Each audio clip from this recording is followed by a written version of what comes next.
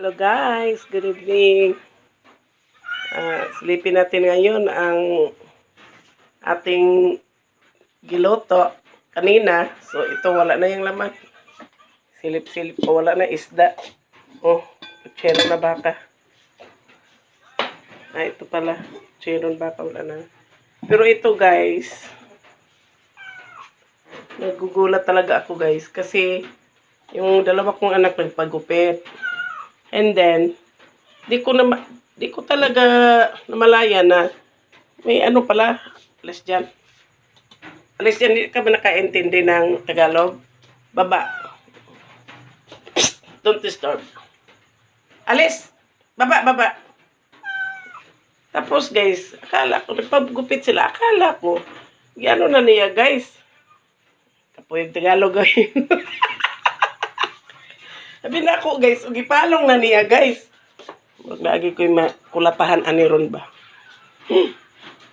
Sabi na ako, gipalong na niya guys. So ginoo ko guys. Laliman ka nga, naglakat sila, nagpagupit.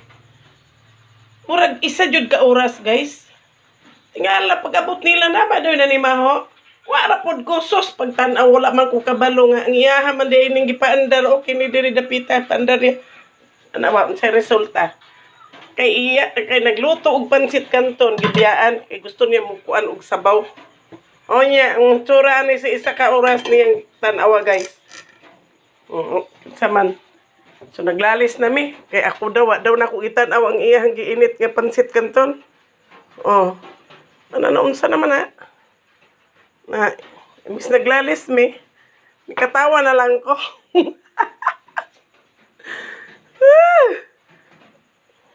Karahong dako. Saya ang gilalisan pa jud kay nasayangan sila sa giinit nga pansit kanton. Wala sila sayangi sa tubil. Ngastang mahala sa tubil. Kay sa barangay. Kay doon na.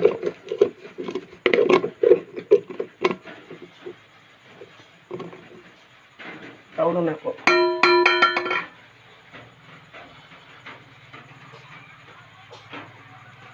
Ngayon ko pakita. Kakaibang lasa. Hindi man din. May ang napagod pa eh. Luoy yung kapiro. Kung bagwan ta karon. Hawa diha. Nga, pertidyong ko ana. Pagura. Kalap lang agi.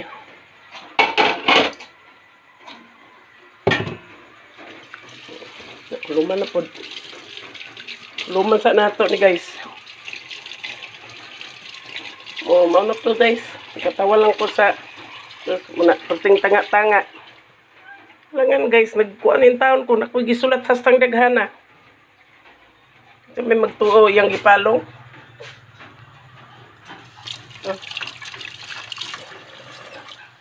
Sayang. So, na ambot na lang na pabaka ni tubil.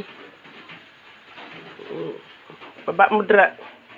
So maulong to guys. Share lang na po to ako ang manindot nga kaagi nga mura mag delikado biya to. Wala na pansin. So maulong to guys. Thank you for watching.